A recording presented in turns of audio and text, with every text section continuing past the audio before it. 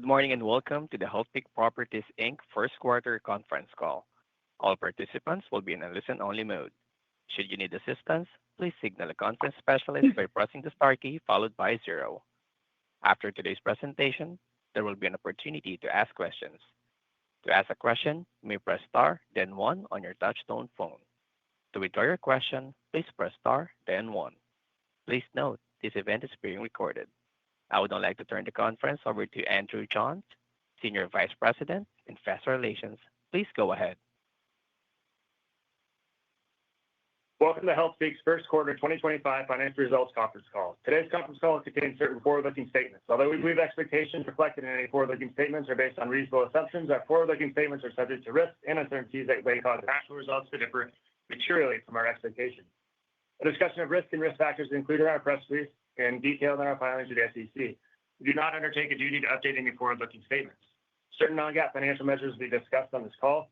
In an exhibit to the 8-K referred to the SEC yesterday, we have reconciled all non-GAAP financial measures to the most directly comparable GAAP measures in accordance with Reg G. The exhibit is also available on our website at healthpeak.com. I'll now turn the call over to our President, Chief Executive Officer, Scott Brinker. Okay, thanks, Andrew, and welcome to Healthpeak's First Quarter Earnings Call. Very excited to introduce Kelvin Moses as our new CFO.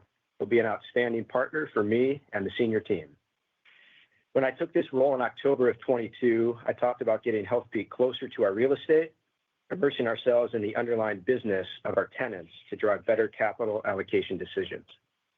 The merger with Physicians accelerated our transformation, and Kelvin's promotion moves us further in that direction. His well-rounded experience includes healthcare, operations, portfolio management, transactions, and development. Kelvin has been with Healthpeak for 7 years and excelled at every role we've given him. As I reflected on what the role of the CFO should be at Healthpeak, we have the luxury of outstanding in-place leadership in accounting, finance, capital markets, and investor relations. This allows Kelvin to be more of a strategic and operational CFO, and we expect a seamless transition. Our existing strategy around leverage in the balance sheet will not change. Today, our executive team is 45 years old on average, with an average tenure of 10 years at Healthpeak. Every one of us was internally promoted to our current position. This points to a strong culture, deep bench, and thoughtful succession planning. Thank you to our entire team for another quarter of excellence in execution, one of the We Care core values that define our culture. Execution is important in any environment, but particularly in this backdrop. This team has worked diligently to meet or exceed expectations, including earnings, leasing, and merger synergies. Kelvin will cover guidance in more detail, but I want to comment that maintaining guidance against this market backdrop is a testament to our diversified, high-quality portfolio.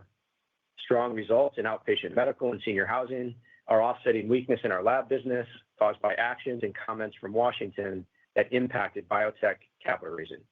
And I'll come back to this topic. We produced another strong quarter in outpatient medical, our largest business segment.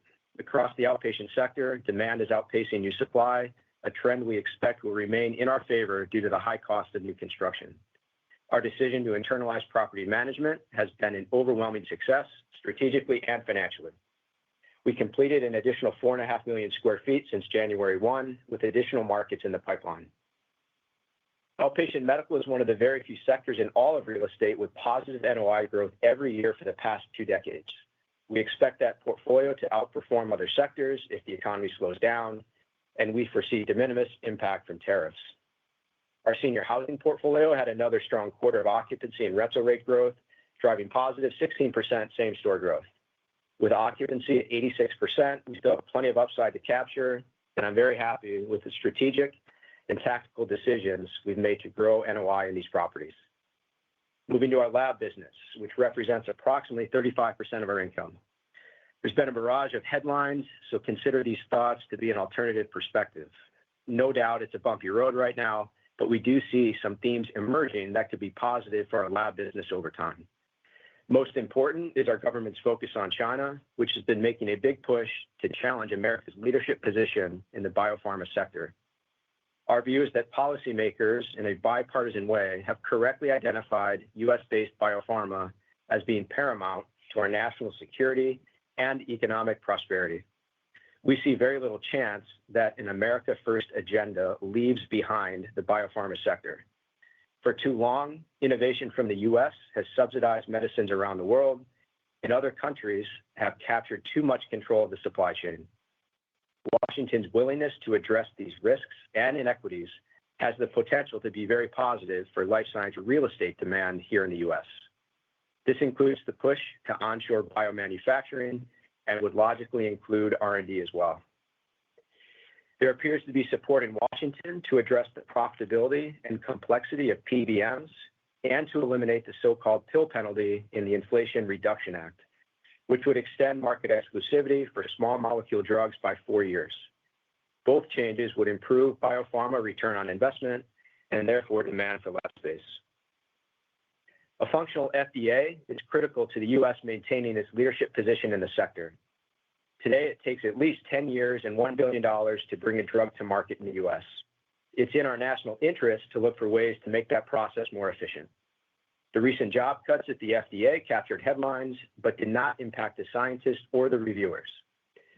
It is early, but the feedback to date from our tenants suggests normal response times from the FDA with only isolated delays. Final drug approvals have continued at the FDA since the inauguration. New applications have been approved as well, including last week for one of our tenants, to start phase 1 trials for gene-edited liver transplant. There's also discussion at the FDA of using technology to replace expensive vivarium work and a new conditional approval, which could shorten the timeline for costly phase 3 trials. The point is, there's some early evidence that the FDA is looking to encourage innovation and create faster timelines. Last point I'll make on this topic is that consumers also vote in elections, and consumer demand for innovative diagnostics and therapeutics is not going away. In fact, demand is projected to accelerate to 8% per year through 2030. We expect voters to push their elected representatives to support medical innovation. Specific to our portfolio, we continue to focus on capturing market share with our high-quality portfolio.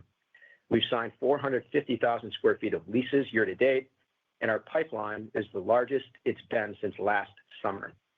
It would not surprise us to see some tenants delay final leasing decisions given the environment, but we see this as demand getting pushed back, not eliminated. Finally, we have even more confidence today that new supply in the sector will essentially go to zero for many years to come. This is obviously a great foundation for a recovery in our lab business. I want to comment on recent capital allocation by this team, which puts our balance sheet and liquidity in an enviable position. First, we were early to shut down capital allocation to life science. We have not started a new development since 2021.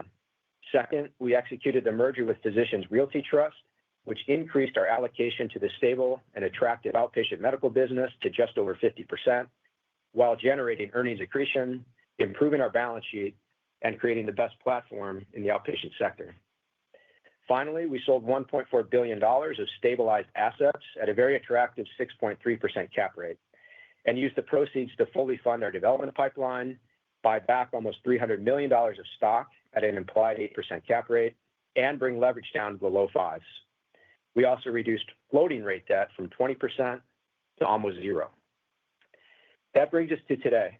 Our life science loan pipeline is active, and we continue to see opportunity to position Healthpeak for the inevitable recovery. We still believe the best time to invest is when others are not. But as market uncertainty has increased, we've stepped back to reassess the appropriate risk-adjusted returns, which may be different than 3 to 6 months ago when certain transactions were negotiated. We chose to maintain our $500 million investment guidance this year, but we've now included stock buybacks in that line item to reflect our optionality. In any event, we intend to maintain leverage within our targeted range in the mid-fives. I'm happy to turn the call to Kelvin. Thank you, Scott, for the warm introduction. I'm grateful to have the opportunity to grow within Healthpeak's leadership. In this role, I'm excited to continue to help shape our business strategy and influence the outcomes that drive our operating results. The complement of my real estate and transactions mindset, alongside of this outstanding team, will allow us to continue to focus on disciplined capital allocation decisions that will deliver long-term value to our shareholders. Before we get started with the first quarter results, I wanted to share a brief update on our master plan development project in West Cambridge. I've spent the last 5 years working closely in the Boston market to help build our lab portfolio, including our land assemblage and entitlement efforts for our Cambridge Point master plan. On behalf of the team, I'm pleased to announce that we've selected Hines to join as the development partner to advance the residential component of the project. Hines brings a depth of expertise in placemaking, multifamily construction, and mixed-use development, which will allow us to commence this project once we are fully entitled late next year. We are extremely pleased with this outcome, and the partnership with Hines advances our vision to establish a mixed-use destination of scale and validates this generational opportunity that will be delivered over the next decade plus. Now turning to the first quarter financial and operating results. We reported FFO as adjusted of 46 cents per share, AFFO of 43 cents per share, and total portfolio same-store growth of 7%. Moving to segment performance. In outpatient medical, we reported first quarter same-store growth of 5%, driven by strong tenant retention, a positive rent mark-to-market of 4.1%, and the benefit from our continued internalization efforts.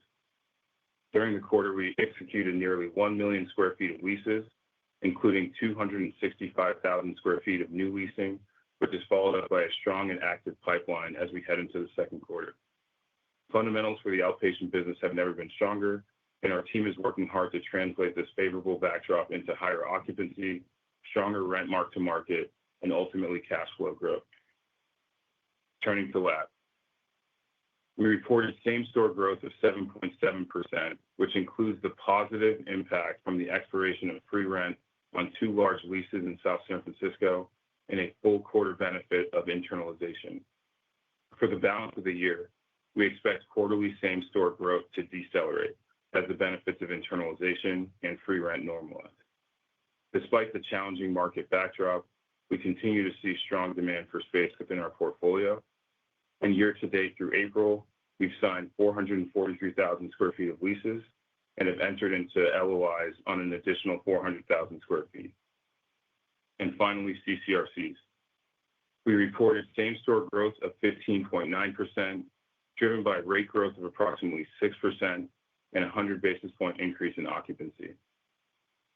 Shifting to the balance sheet. In February, we issued $500 million of unsecured notes at a rate of 5 3/8. That is a 102 basis point spread over the 10-year, and this was also the tightest 10-year spread in the history of Healthpeak. We end the first quarter at 5.2 times net debt to EBITDA and $2.8 billion of available liquidity, which further positions our balance sheet for long-term success. Ending with guidance. We are maintaining our FFO as adjusted guidance in the range of $1.81 per share to $1.87 per share. We are also maintaining our blended portfolio same-store growth in the range of 3 to 4%, which reflects the strong performance during this first quarter. The strength of this diversified portfolio reinforces our ability to maintain guidance and allows us to direct our business strategy towards initiatives that will provide the greatest long-term value to the company. With that, operator, please open the line for Q&A. We will now begin the question and answer session. To ask a question, you may press star, then 1 on your touch-tone phone. If you are using a speakerphone, please pick up your handset before pressing the keys. To withdraw your question, please press star, then 1. So that everyone may have a chance to participate, we ask that participants to limit their questions to 1 and a related follow-up. If you have additional questions, please requeue. At this time, we will pause momentarily to assemble a roster. The first question comes from Farrell Granath with Bank of America. Farrell, please go ahead. Thank you. Good morning, and congratulations, Kelvin, on the new position. My question is about, you've made comments about weakness in life science and appreciate all the comments that you made on the policy front. I'm curious, kind of in a broader sense, what would change you to a more positive expectation and performance, perhaps in the back half of 2025, if there's any news or updates to be expected? Yeah, Farrell, nice to hear from you this morning. I'll start with that. Scott Bowen probably has some comments as well, but I think important that we do have a diversified portfolio just to start with. 65% is in industries with really strong fundamentals and across the entire portfolio, but life science in particular, very high-quality assets in platform where I think we've been outperforming the market at large, and I think that will continue. Obviously, there's a lot of instability and uncertainty in certain sectors right now, if not most sectors. Biopharma is one of them, whether it's tariffs or capital raising or regulatory uncertainty. We think that does start to calm down over the balance of the year. Obviously, certain things they've already backed away from pressure from Congress or just the American public, and I do think that will benefit the sector and add some stability. But the first 90 days or 120 days of this quarter were not ideal from a capital raising standpoint. That's not new information in terms of what's happened with IPOs or venture capital or secondary funding. So we still see a lot of upside. Certainly the patent cliffs that big pharma needs to fill, that is not going away. And biotech is the likely spot for them to look. There's a deal announced yesterday, just as an example. So there are things that we can point to that we see as potential inflection points. But the first 120 days was not ideal from a capital raising standpoint. Thank you. And also, I guess then you made comments about potential push-outs of releasing in the life science. So if you could potentially quantify that with your current pipeline, if that is what you're seeing, or things getting pushed out by single quarters or longer-term decision-making. Yeah, I mean, we signed 250,000 feet plus of leases in the first quarter, continued momentum into April, really strong LOI pipeline. And as I mentioned, there's a pipeline beyond that, tours, prospects, proposals that is the largest it's been since last summer. So we actually feel pretty good about the leasing that we're doing. And we do have 400 or 500 basis points of leases that have been signed that are just not yet occupied and paying rent. But obviously those leases will commence in the coming quarters. So there's clearly some positives. So we feel good about that. Bowen, you should comment. Hey, Farrell, it's Scott Bowen. I mean, the thing I would add too is the tenants that are in our LOI pipeline or our active demand pipeline, those are tenants that are typically have raised capital or already have well-capitalized balance sheets and aren't the groups who need to raise capital in the next 6 months. So groups who are executing on their business plan and can play through kind of some of this noise here. Okay, thank you. Appreciate it. Your next question comes from the line of John Kilichowski with Wells Fargo. John, please go ahead. Good morning. Thank you. I guess first question would be on the guide, the $500 million of investments. Were the share repurchases driven by the relative attractiveness of the stock, or is that more due to the difficulty of underwriting lab here? It's more the attractiveness of the stock. We have the luxury of a strong balance sheet that gives us optionality and flexibility. We bought back stock year to date, almost $100 million at a roughly 10% FFO yield for a really high-quality portfolio. So that was the driver. Okay. And I guess in terms of underwriting lab in an environment like this, how has it changed for you in terms of what you need to see maybe pre and post Liberation Day? Yeah, it's more just timelines for leasing. I don't know that rental rates are changing in any material way. It's just if we underwrote a 2-year lease up 6 months ago, that might be a longer lease up today. There's just uncertainty. It may end up being less. I mean, the headlines today change daily, if not hourly. But from where we sit today, we would be smart to underwrite a longer lease up than we would have 6 months ago. Yeah, I would also add that it's less about kind of Liberation Day and the tariffs than it is about just the uncertainty and instability of the NIH funding and the FDA more so than tariffs the biotechs are looking at. Got it. Thank you. Your next question comes from the line of Austin Wurschmidt with KeyBanc Capital Markets. Austin, please go ahead. Great. Thanks. Good morning, everybody. Scott Brinker, just going back to your comments about weakness in the lab business, I guess, can you just provide an update about the health of the tenant base and more specifically the watch list and whether there's any signs of credit concerns emerging at this point? Yeah, we had a significant improvement in rent collections and bad debt in 2024 relative to 23 on top of really strong leasing volumes. But at any point in time, a number of our tenants are in the market actively raising capital, and that it's just been a lot more difficult for the last 3 to 4 months. So there's a number that are still in process of trying to raise money. Unclear if they'll make it or not. A lot depends on whether some of this regulatory uncertainty and market chaos stabilizes, in which case I think a good number of them will end up raising money. And if not, obviously a number of them will not. So we still feel like the guidance range that we've reaffirmed, by the way, so there's no change in guidance or same store, captures the potential upside and downside scenarios from where we sit today. That's helpful. And then just maybe pivoting to your comment about, risk-adjusted returns and potentially moved here versus 3 to 6 months ago. I mean, how many of the parties that you're speaking with are in need of a solution in the near term and could be price takers where you think maybe you can still get a deal done, particularly on sort of the loan investments that you've spoken to? Yeah, I think it's too early to speculate on that, Austin. We'll have more clarity in the coming weeks and months, but I hesitate to try to give precise feedback on a question like that. I appreciate the question itself, but we're just too early in that process. Understood. Thanks for the time. Your next question comes from the line of Ronald Kamdem with Morgan Stanley. Ronald, please go ahead.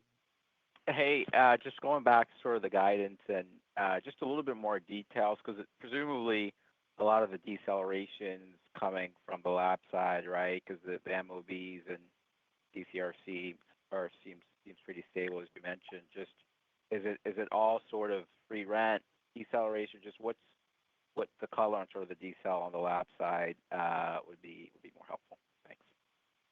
Well, yeah, Ron, even in the outpatient and senior housing sector, our first quarter results were significantly ahead of the initial year guidance for those segments. So there could be some deceleration in all three segments, but I think you're right. The bigger drop is more likely to be in life science. We did have free rent that was supporting our first quarter result, the benefit of internalization, which will no longer have that year-over-year benefit in life science. So that will have an impact as well. And then just the uncertainty that I mentioned earlier around the funding environment. Great. And just my follow-up would be, you think about sort of your three markets, San Diego, Boston, San Francisco, is there, one that's better positioned, worse positioned from all these sort of funding environments and cuts, so forth? Just trying to figure out what the ranking looks like in your minds. Thanks. Yeah. Hey, Ron, it's Scott Bohn. I think Boston overall, relative to market size, continues to be the slowest. We're fortunate to have several growth tenants there driving the demand within our portfolio and very little role or vacant space there. So we're in good shape in Boston, all things equal. But I would say from a demand perspective, it's probably the slowest. San Diego has been pretty consistent over the past 12 to 18 months. And then San Francisco, we clearly see the most demand there. And part of that is due to our portfolio and our scale. We do a lot of deals that don't hit the active broker sheets. So that's the order I would rank them, say. Thanks so much. Your next question comes from the line of Seth Bergey with Citi. Seth, please go ahead. Hi, thanks. Can you give some more color on the 2Q lab leasing activity today? Is that from the development pipeline, and kind of what do the rents look like for that space? Yeah, for the 2Q numbers, I mean, I don't think we're going to get into the quantum of the LOIs. Most of the LOIs are in the operating portfolio, but the pipeline, as Scott mentioned, is as strong as it's been since last summer. And there are certainly deals in that pipeline that do fall into that dev and redev bucket. But I don't think we're ready to get into the details of those deals just yet, because it'll matter when they're executions versus pipeline. Okay, great. And then just for the follow-up, for the $500 million of investments activity, how are you kind of thinking about capital allocation in terms of, development or external growth versus buybacks today? They will be flexible. It depends what happens with the stock price, depends what happens with some of these opportunities we've been pursuing and what the potential new terms would look like. So hard to speculate. We've got optionality.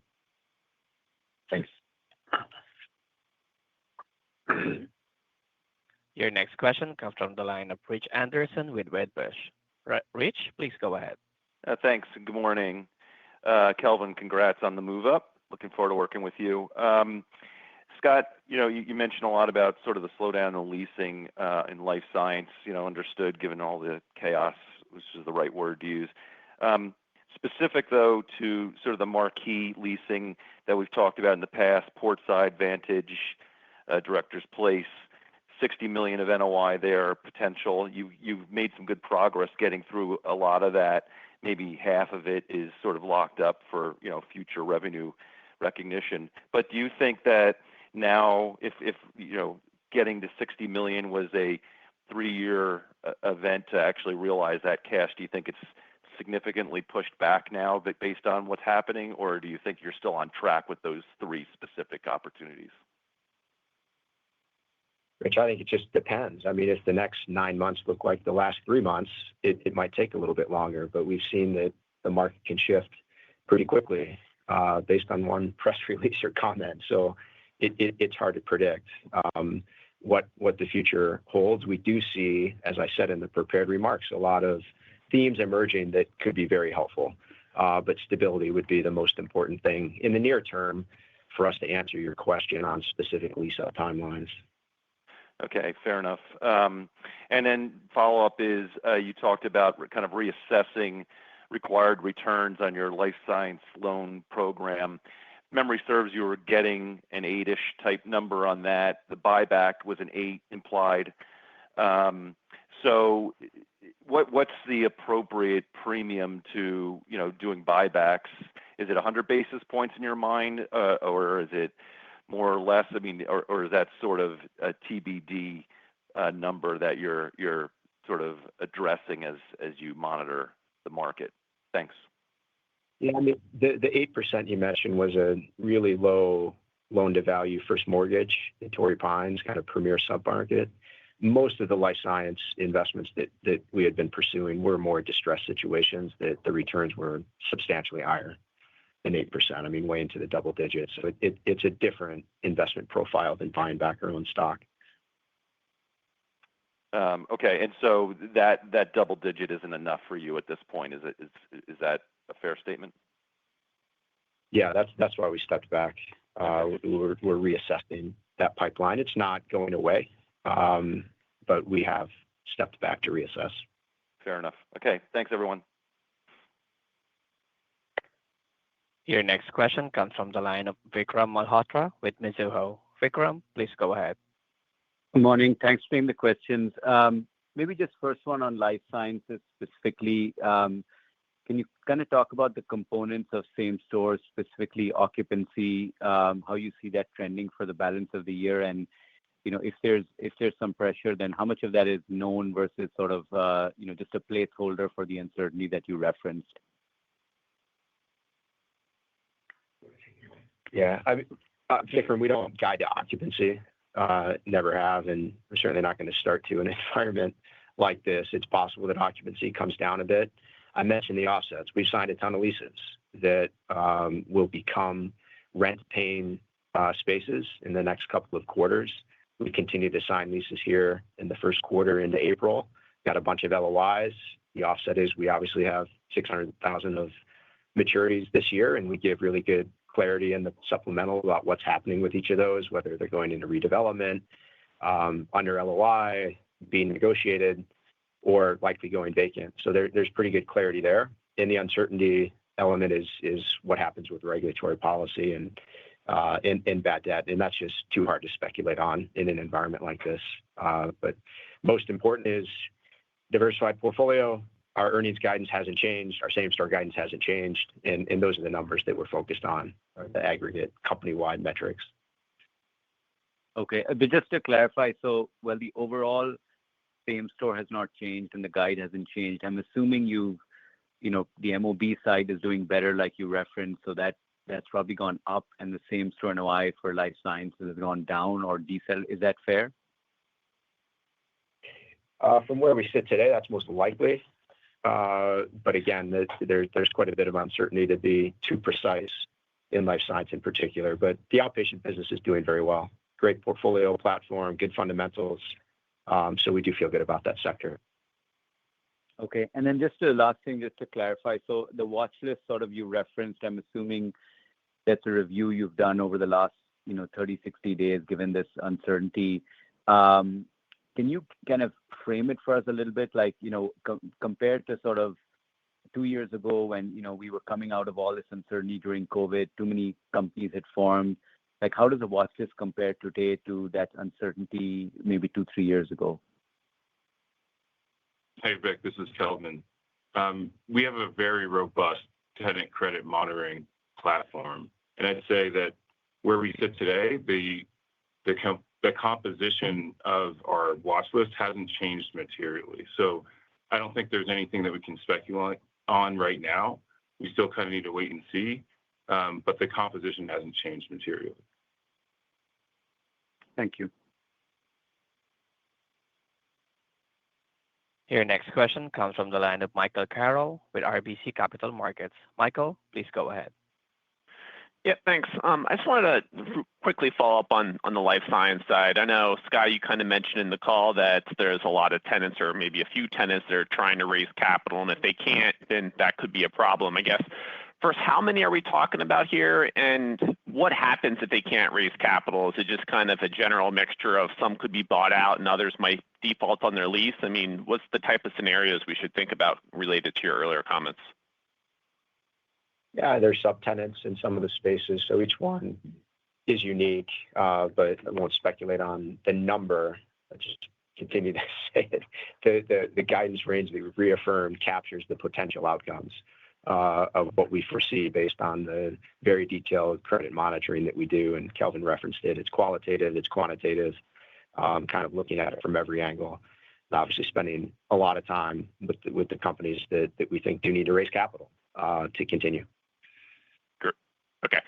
And then I guess congrats, Calvin. And maybe can you talk a little bit about the Hines agreement that was announced? I know that their plan is to build apartments on this site, but how should we think about the benefits and the cash flow that could come from DOC related to this? I mean, is it related to like selling the land in the beginning and then you get some upside, or will this not really kind of hit your P&L until these buildings are completed? I guess, how should we think about the amount and the timeline of that? Yeah. So I look at it as a phased takedown. The agreement we have with Hines is a floor valuation on the land. And as they get ready to take down sites over time, including the first one that would take place within 6 to 12 months of entitlements late next year, we would be able to recapture those proceeds. So it'll be over time. Okay, great. Thank you. Your next question comes from the line of Juan Sanabria with BMO Capital Markets. Juan, please go ahead. Hey, this is Robin Hanlon on for Juan. Just curious if you can provide a bit more detail on the watch list profiles. Are these tenants in any particular sectors? And is there any size you can share on the aggregate watch list pool as far as the total portfolio? Hey, Juan, this is Kelvin. I don't think we have granular detail to share. Again, I think the watch list composition is consistent with what it's looked like in the past. But we continue to monitor it actively, and as we get further along in the year, we'll have more color. Got it. We talked a lot about you stepping back in investments, but I imagine banks are also sidelined at this point. Just curious if you can elaborate. What do you want to see to fill the void in lending? And then on the purchase agreements tied to your loans, how willing are sellers to provide that as part of the deals? Well, we have purchase options on everything we've done today, and we'd have options on everything that we would do in the future. I mean, that's just fundamental to the strategy here. Would be a pathway to ownership on buildings that we want to own. What would need to change? Probably better security, potentially higher rate, come to mind as things that are on our mind as we reassess the life science pipeline. Thank you. Your next question comes from the line of Wes Golladay with Baird. Wes, please go ahead. Hey, good morning, everyone. Do you expect to see any distress opportunities from the tier one locations for lab if this goes on for another year? Well, the answer is yes. I mean, that's been the pipeline. Those are the things we're pursuing. So we do see significant opportunity coming out of this. I mean, we've outperformed the sector the last couple of years, and capital allocation decisions made in the past 2 to 3 years that position as well to take advantage of the distress. So we still see that opportunity. It's just a matter of when is the right time to invest and what are the right terms, and that's what we're reassessing. But the answer to your question is yes, absolutely. Okay. And then when you look at your outpatient medical developments, do you have a higher hurdle for that? And do you expect any impact from the tariffs on the development costs in a material way? You want to comment on tariffs? Yeah, sure, Wes. I can start with the tariffs. I mean, I think what we're seeing in the tariffs, if the tariffs that are in place today continue, we'd probably see estimate a 2 to 6% increase in cost. But I think what's important, on our active developments on the OM and lab side, we're 100% under GMP contracts, and over 85% of our redevs are under GMP. So that accounts for the building core and shell and any ongoing TIs. So we see little to no risk of cost increases to our active portfolio.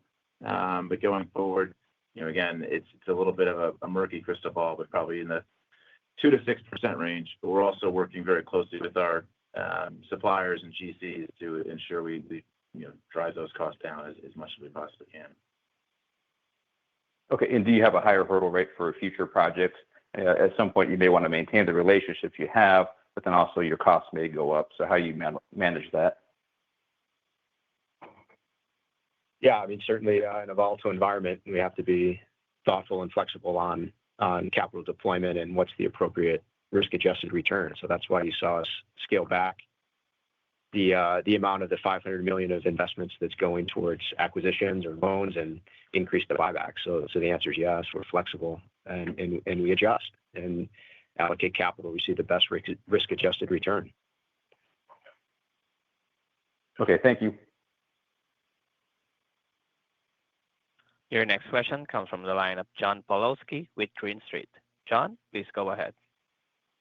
Hey, thanks for the time.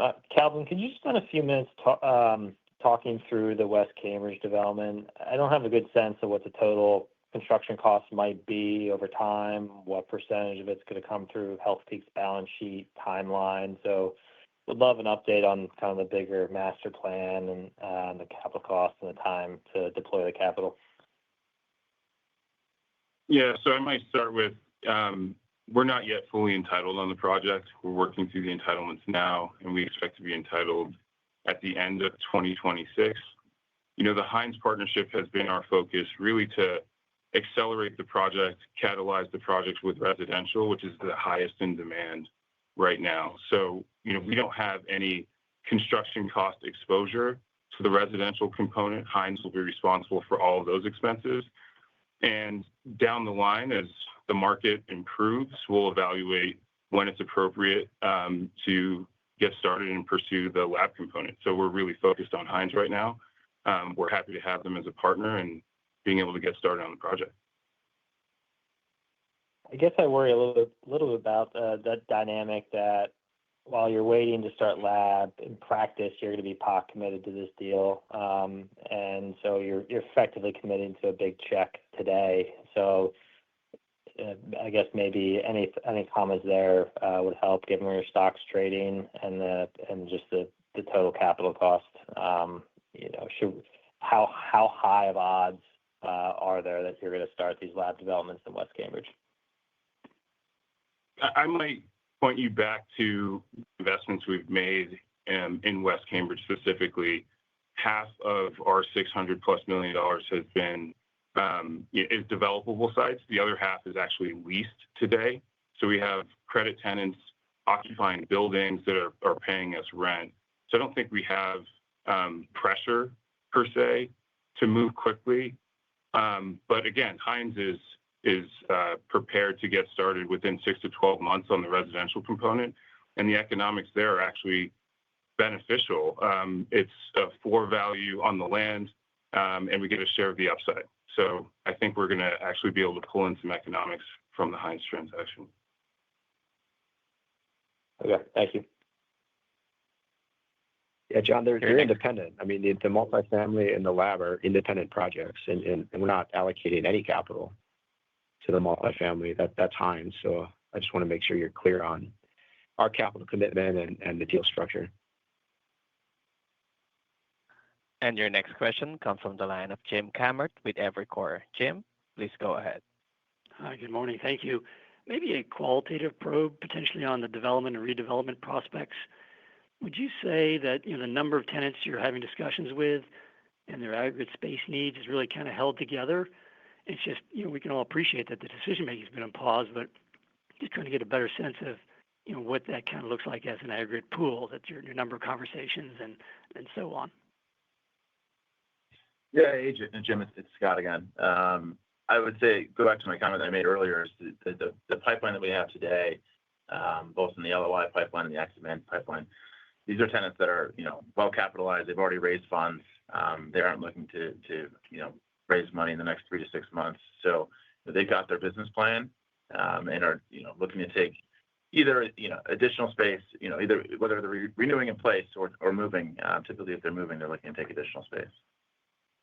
Okay, and then so derivative of that question, you haven't seen, to your knowledge, tenants that you're speaking with, jump ship and go somewhere else for $10 cheaper rent. It's just not a price issue. It's really a total capital and visibility of their business issue, making the decision to lease or not.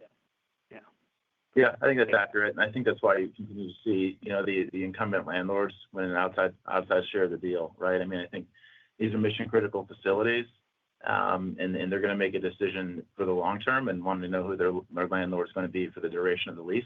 And that's one of the reasons we've outperformed the broader market. Sounds good. Thank you. Your next question comes from the line of Mike Mueller with JP Morgan. Mike, please go ahead.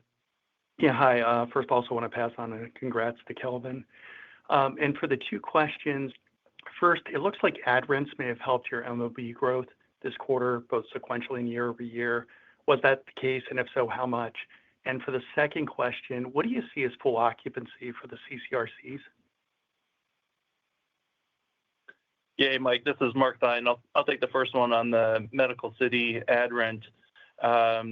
We had a great start to the year there. I had a budget, as you mentioned, and I had a schedule. It's a total of about $1 million in the quarter, which is about 50 basis point impact on our same store for the year over year and sequential. And Mike, your senior housing question, we're at roughly 86% today. There are a couple of properties that bring that average down, but there's upside. It's probably in the 300 to 400 basis point range would be a rough estimate just based on trajectory. The lead volume continues to be strong, so definitely some upside to capture. Got it. Thank you. Your next question comes from the line of Omotayo Okusanya with Deutsche Bank. Omotayo, please go ahead. Yes. Good morning, everyone. Kelvin, first of all, congratulations. I look forward to working with you, bro. So my first question is just around, Scott, I mean, you're kind of giving a very candid picture of life sciences, which I appreciate. But I take a look at your leasing volumes, and it sounds like things are actually accelerating in 2Q relative to 1Q. I mean, how should we be, and this kind of sounds very much like last year as well, right, where the backdrop was tough, but your leasing actually got better over the course of the year. Is that the same idea this year, or are you really kind of cautioning that maybe we may not have that same kind of tempo this year? First quarter is always a little weak. That was the case last year, and we were less than 200,000 feet, and we signed, 800,000 feet in 2Q. So there was definitely an increase. And we have a good pipeline. I mean, we keep saying that. So yes, I mean, the leasing pipeline is strong, whether it's what's signed in April, the LOIs, and what comes behind that. As we've said a couple of times now, it's as strong as it's been since the summer. But we've also said it wouldn't surprise us if some of those lease executions get pushed back. That's just the reality of the market environment that we're in. There's a huge amount of uncertainty, and we are giving a candid view. We still love the sector. We have a great market position, high quality real estate. But if you're expecting, massive earnings growth and turnaround, in 2Q, I mean, that's going to be tougher. I mean, I don't think that should be a surprise if you look at what's happened to biopharma capital raising in the start to the year. No, fair enough.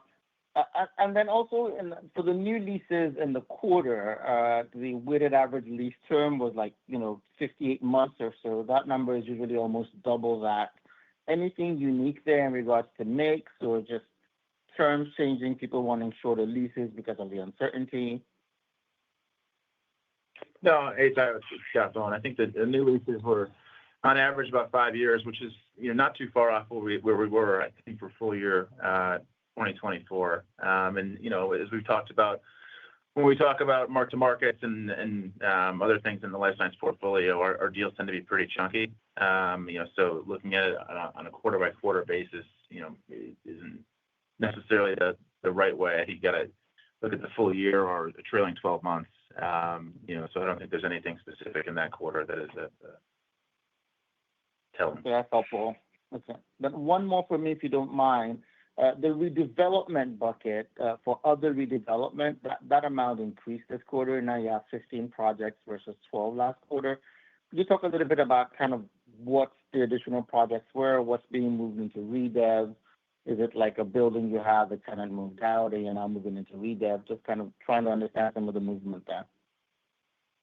Yeah, we added 3 projects to that bucket this quarter, 2 lab buildings and 1 O1 building. All of them were 100% pre-leased, just some pretty large TIs as well as base building work needed on those buildings.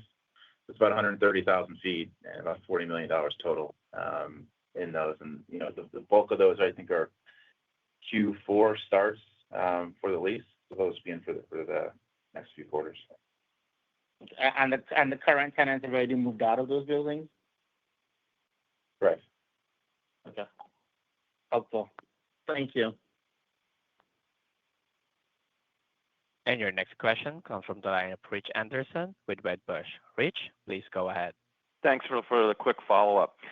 When you think about maintaining guidance and perhaps ramping up buybacks and ramping down your life science loan business, is the net forced downward, but yet you're able to maintain guidance, or would that be something? Would that combination of those two observations actually help you to maintain guidance? I'm just curious how the math works in your mind.